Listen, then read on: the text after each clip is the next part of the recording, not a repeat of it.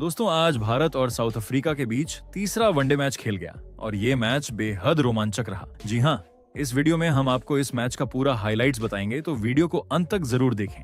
और अगर वीडियो पसंद आया तो एक लाइक जरूर करें। लाइक टारगेट है 1000 लाइक्स। दोस्तों, भारतीय टीम तीसरे और निर्णायक वनडे में विशाखापट्टनम के मैदान पर उतरी, लेकिन टॉस एक बार फिर किस्मत साथ नहीं दे सका। साउथ अफ्रीका ने टॉस जीतकर भारत को पहले बल्लेबाजी करने के लिए बुलाया। पिच बल्लेबाजी के लिए अच्छी मानी जा रही थी, लेकिन शुरुआती ओवरों में हल्की नमी थी, जिससे नई गेंद थोड़ी मूव करने वाली थी। भीड़ में बेइंतहा उत्साह था, क्योंकि सीरीज 1-1 से बराबरी पर थी और दोनों टीमों के लिए यह फाइनल जैसा मुकाबला था। भारतीय पारी की शुरुआत रोहित शर्मा और ऋतुराज गायकवाड़ ने की। शुरुआत सतर्क थी।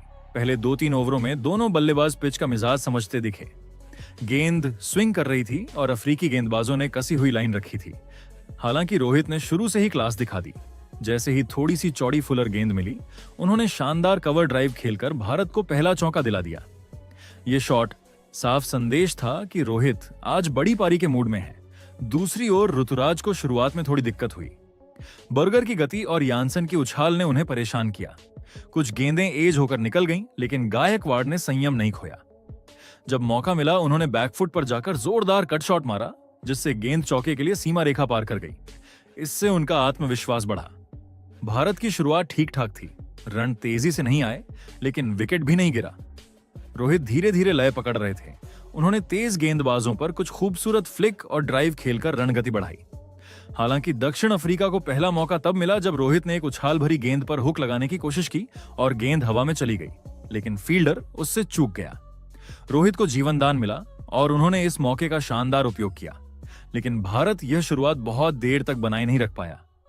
नई गेंद की मूवमेंट का फायदा उठाते हुए यानसन ने गायकवाड़ को आउट कर दिया। छोटी गेंद गायकवाड़ के ग्लव्स से लगकर विकेट कीपर के हाथों में चली गई और भारत को शुरुआती झटका लगा। स्कोर अभी सिर्फ 30 रन था। ऋतुराज का विकेट समय से पहले गिर गया, लेकिन इससे भी बड़ा पल था विराट कोहली का क्रीज पर उतरना। कोहली ने शुरुआत बेहद धैर्य से की। गेंद थोड़ा मूव कर रही थी, इसलिए उन्होंने पहली कुछ गेंदें खेलकर नजरें जमाई। जैसे ही उन्हें ऑफ स्टंप के बाहर थोड़ी फुल गेंद मिली, उन्होंने बहुत ही शानदार कवर ड्राइव खेलकर गेंद को बाउंड्री की ओर भेज दिया। यह क्लासिक कोहली शॉट था, बिना जोर के, सिर्फ टाइमिंग पर आधारित। रोहित और कोहली की जोड़ी धीरे धीरे भारत को मजबूत स्थिति में ले जाने लगी। दोनों बल्लेबाजों ने गेंदबाजी को समझकर खेला। रन लगातार आ रहे थे, कभी स्ट्राइक रोटेशन से, कभी चौकों से। पावर प्ले के अंत तक भारत की पारी संभल चुकी थी। रोहित ने खूबसूरत स्ट्रेट ड्राइव, स्वीप और फ्लिक शॉट्स की बदौलत स्कोर को आगे बढ़ाया। कोहली ने भी कोई जल्दबाजी नहीं की, हर गेंद को उसके मेरिट पर खेला। स्पिनर मैदान पर आए तो रोहित और कोहली ने उनके खिलाफ और भी सहजता से रन बटोरे। रोहित ने स्वीप और रिवर्स स्वीप से चौके निकाले, जबकि कोहली ने लेट कट और फ्लिक से रन जुटाए। भारतीय पारी का रुख अब मजबूत हो चुका था। दोनों बल्लेबाजों के बीच बेहतरीन तालमेल दिख रहा था। तेज रनिंग, सटीक शॉट चयन और जोखिम भरे शॉट्स को नियंत्रित रखना। पारी के लगभग 15वें ओवर के बाद भारत का स्कोर तेजी पकड़ने लगा। रोहित ने कई शानदार शॉट्स खेलकर अपना अर्धशतक पूरा किया। स्टेडियम में शोर बढ़ गया, दर्शक उत्साहित थे। दूसरी ओर कोहली भी पारी को खूबसूरती से गढ़ रहे थे। उनका ध्यान सिर्फ स्ट्राइक रोटेशन और बीच बीच में डीली गेंदों पर बाउंड्री निकालने पर था। पारी के 20वें ओवर के आसपास भारत की स्थिति काफी मजबूत दिखने लगी थी। दोनों बल्लेबाज लगभग 70 से 80 रनों की साझेदारी के करीब पहुंच चुके थे। विकेट बचा हुआ था, रन लगातार आ रहे थे और रणगति भी संतुलित थी। अफ्रीका के गेंदबाजों ने कोशिशें जारी रखी, कभी स्लोअर गेंदें, कभी बाउंसर, कभी स्पिनर से दबाव, लेकिन भारत के अनुभवी जोड़ीदारों का धैर्य उन पर हावी रहा। रोहित ने एक और बड़ा शॉट खेलकर भारतीय खेमे में जोश भर दिया। उन्होंने स्पिनर की फुल लेंथ गेंद को लॉन्ग ऑन के ऊपर से उछालकर शानदार छक्का लगाया। स्टेडियम शोर से गूंज उठा। कोहली भी अपनी पारी को और निखारने लगे। उन्होंने क्लासिक स्ट्रेट ड्राइव, शानदार फ्लिक और गजब का टाइमिंग दिखाकर लगातार रन बटोरे। 25वें ओवर तक आते आते भारत का स्कोर 125 रनों तक पहुंच चुका था। रोहित 60 से ऊपर पहुंच चुके थे और कोहली 30 के आसपास सेट थे। दोनों बल्लेबाजों के खेलने का अंदाज बता रहा था कि भारत एक बार फिर 300 से ऊपर का स्कोर बनाने की दिशा में आगे बढ़ रहा है। पहले 25 ओवरों में भारत ने उतार चढ़ाव भी देखे, लेकिन रोहित और कोहली की शानदार साझेदारी ने पारी को स्थिरता दी। भारत का लक्ष्य था पूरी पारी में विकेट संभालकर आखिरी ओवरों में तेज रफ्तार से रन जोड़ना और शुरुआती 25 ओवरों में टीम उसी दिशा में बढ़ती दिख रही थी। 25वें ओवर के बाद भारतीय टीम की पारी उस चरण में प्रवेश कर चुकी थी जहां रणगति को तेज करना और सेट बल्लेबाजों का बड़े शतक की ओर बढ़ना दोनों बेहद जरूरी थे। रोहित शर्मा और विराट कोहली दोनों ही शानदार लय में थे। दक्षिण अफ्रीकी गेंदबाज समझ चुके थे कि अगर इस जोड़ी को नहीं तोड़ा गया तो भारत 350 से ज्यादा रन भी बना सकता है। इसलिए उन्होंने गेंदबाजी में लगातार बदलाव करना शुरू कर दिया, कभी स्पिन, कभी स्लोअर गेंदें तो कभी बाउंसर। लेकिन कोहली और रोहित ने धैर्य और अनुभव का बेहतरीन मिश्रण दिखाया। रोहित ने 26वें ओवर की शुरुआत एक खूबसूरत चौके से की। गेंद ऑफ स्टंप के बाहर थी और उन्होंने उसे कवर पॉइंट के बीच से निकालते हुए 4 रन ले लिए। कोहली भी ज्यादा पीछे नहीं रहे। उन्होंने स्ट्राइक बदलते हुए डीली गेंदों को बाउंड्री में बदल दिया। भारतीय रणगति लगातार बढ़ती जा रही थी और स्कोर धीरे धीरे 150 रन के करीब पहुंच चुका था। लेकिन जैसे ही भारत मजबूत स्थिति में दिखाई देने लगा, दक्षिण अफ्रीका को एक बड़ा मौका मिल गया। रोहित शर्मा ने स्पिनर महाराज की गेंद पर एक बड़ा शॉट खेलने की कोशिश की। गेंद बल्ले के ऊपरी हिस्से से लगी और हवा में काफी देर तक रुकी रही। लॉन्ग ऑन पर फील्डर के लिए यह सीधा कैच था और इस बार गलती नहीं हुई। रोहित 72 रन बनाकर आउट हुए। यह भारत के लिए बड़ा झटका था क्योंकि वह एक बड़ी शतकीय पारी के बेहद करीब थे और उनकी मौजूदगी टीम को एक मजबूत स्कोर की तरफ धकेल सकती थी। रोहित के आउट होने के बाद भारतीय पारी को स्थिर रखने की जिम्मेदारी अब विराट कोहली पर और ज्यादा बढ़ गई। उनके साथ बल्लेबाजी करने नंबर 4 पर आए तिलक वर्मा। तिलक ने आते ही बेहतरीन आत्मविश्वास दिखाया। शुरू में कुछ गेंदें समझदारी से खेलीं, लेकिन जैसे ही गेंदबाजों ने उन्हें जगह दी, उन्होंने कवर ड्राइव के साथ अपना पहला चौका जड़ दिया। कोहली अब 50 रन के करीब पहुंच चुके थे और पारी को गहराई तक ले जाने की तैयारी कर रहे थे। कुछ ही देर बाद कोहली ने सिंगल लेकर अपना अर्धशतक पूरा कर लिया। ये एक बेहद नपीतुली और परिपक्व पारी थी जिसमें उन्होंने खराब गेंदों को ही बाउंड्री में बदला और बाकी गेंदों पर स्ट्राइक रोटेट की। दूसरी तरफ तिलक वर्मा भी अब अपने शॉट खेलने लगे थे। उन्होंने बर्गर की गेंद पर शानदार पुल शॉट खेलकर गेंद बाउंड्री के बाहर भेज दी। भारतीय स्कोर अब 185 से 190 रन के आसपास पहुंच चुका था और तीसरा विकेट गिरने का खतरा फिलहाल टल चुका था। लेकिन अफ्रीका को ब्रेक थ्रू चाहिए था और उन्होंने वह जल्दी ही पा लिया। तिलक वर्मा, जो अच्छी शुरुआत कर चुके थे, एक स्लोअर बॉल पर बड़ा शॉट खेलने के चक्कर में बाउंड्री पर कैच दे बैठे। तिलक लगभग 22 रन बनाकर आउट हुए और भारत तीसरा विकेट खो चुका था। स्कोर करीब 195 रन पर पहुंचा हुआ था। अब मैदान पर आए विकेट कीपर बल्लेबाज के एल राहुल ने आते ही अपने अंदाज की झलक दिखा दी। उन्होंने पहली ही डीली गेंद को स्वीपर कवर की दिशा में चौका मारकर बता दिया कि वह रुककर खेलने वालों में से नहीं है। राहुल का आना कोहली के लिए भी राहत था क्योंकि अब रणगति बढ़ाने में उन्हें अच्छा साथ मिल सकता था। दोनों बल्लेबाजों ने मिलकर तेज रन जोड़ने शुरू किए और स्कोर उछलकर 210 रन के पार चला गया। कोहली धीरे धीरे अपने शतक की ओर बढ़ने लगे। वह हर ओवर में कम से कम एक बाउंड्री निकाल रहे थे। राहुल ने भी कुछ शानदार शॉट खेले, एक रिवर्स स्वीप, एक ड्राइव और एक बेहतरीन पुल शॉट। दक्षिण अफ्रीकी गेंदबाजन साफ दबाव में थे। भारत की रणगति फिर से मजबूत स्थिति में लौटने लगी। 34वें ओवर तक भारतीय स्कोर 250 रन के आसपास पहुंच चुका था। यहां भारत को एक बार फिर झटका लगा। केएल राहुल, जो शानदार लय में दिख रहे थे, एक तेज गेंद को पुल करने के चक्कर में कैच दे बैठे। उन्होंने लगभग 37 रन की तेज पारी खेली और भारत चौथा विकेट खो चुका था। अब मैदान पर आए जडेजा ने शुरुआत में काफी शांत अंदाज दिखाया। उनका काम पारी को स्थिर करना था ताकि कोहली बिना किसी दबाव के रन बना सकें। उधर कोहली अब शतक के बेहद करीब थे। उन्होंने सिंगल रन लेते हुए अपने 99 रन पूरे किए। पूरा स्टेडियम खड़ा हो गया। अगली ही गेंद पर उन्होंने गेंद को मिड ऑन की दिशा में धकेलकर एक रन लिया और अपना शानदार शतक पूरा किया। दर्शकों में जोश की लहर दौड़ गई। उनकी यह पारी काबिले तारीफ थी। धैर्य, क्लास और मैच समझ का बेहतरीन मिश्रण। शतक पूरा होने के बाद कोहली ने रणगति बढ़ाने की कोशिश शुरू कर दी। जडेजा भी कुछ देर बाद अपने शॉट खेलने लगे। दोनों ने मिलकर तेज रन बनाए और भारत का स्कोर 290 रन तक पहुंच चुका था।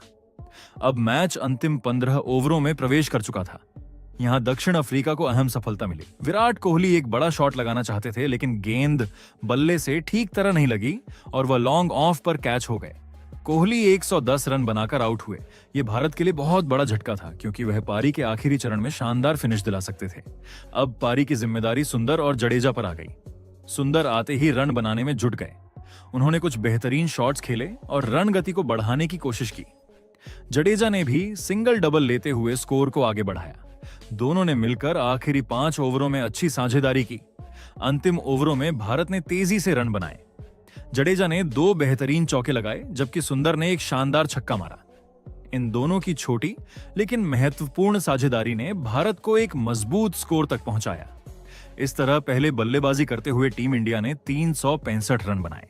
जडेजा 47 और सुंदर 45 रन बनाकर नाबाद रहे। भारत ने विशाल 366 रनों का लक्ष्य दक्षिण अफ्रीका के सामने रखा था। ये स्कोर किसी भी टीम के लिए आसान नहीं होता, खासकर विशाखापट्टनम की पिच पर, जहां जैसे जैसे मैच आगे बढ़ता है गेंदबाजों को मदद मिलने लगती है।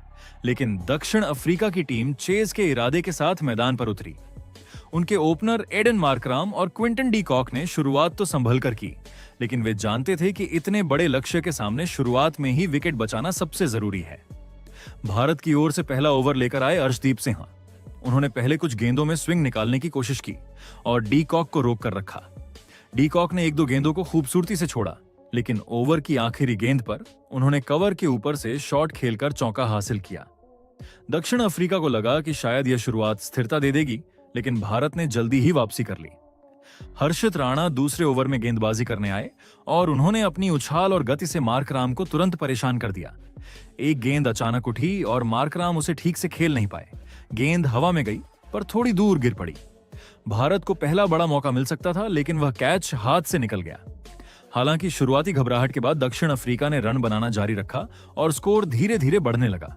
लेकिन भारत की असली सफलता तब आई जब अर्शदीप सिंह अपनी लाइन और लेंथ के साथ वापस आए।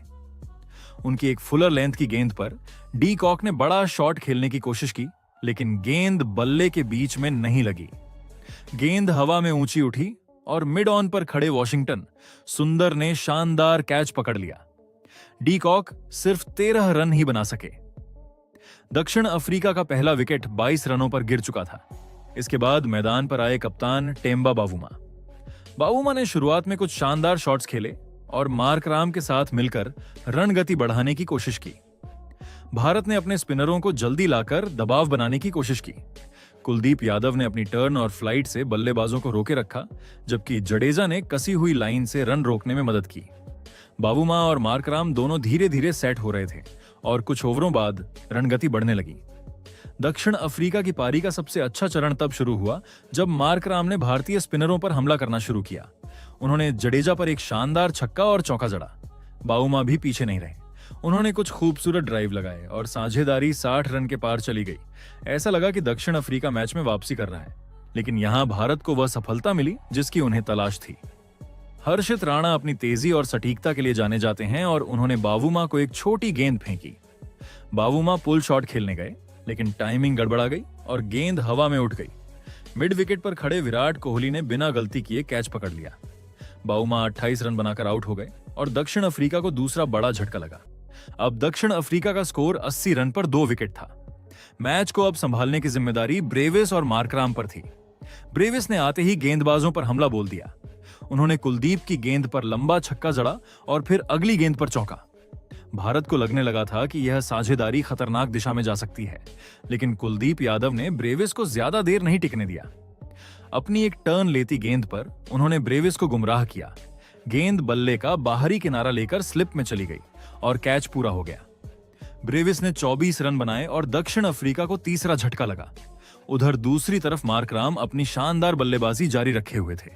उन्होंने अपना अर्धशतक पूरा किया और इसके बाद भारतीय गेंदबाजों पर और भी भारी पड़ने लगे, लेकिन उन्हें गायकवाड़ की शानदार फील्डिंग ने रोका। मार्कराम ने एक बड़ा शॉट खेलने की कोशिश की, लेकिन गेंद हवा में गई और गायकवाड़ ने पीछे की ओर भागते हुए बेहतरीन कैच लिया। मार्कराम 52 रन बनाकर आउट हुए और दक्षिण अफ्रीका की उम्मीदों को बड़ा झटका लगा। अब स्कोर था 120 रन पर 4 विकेट और मैच पूरी तरह भारत की पकड़ में लौट रहा था।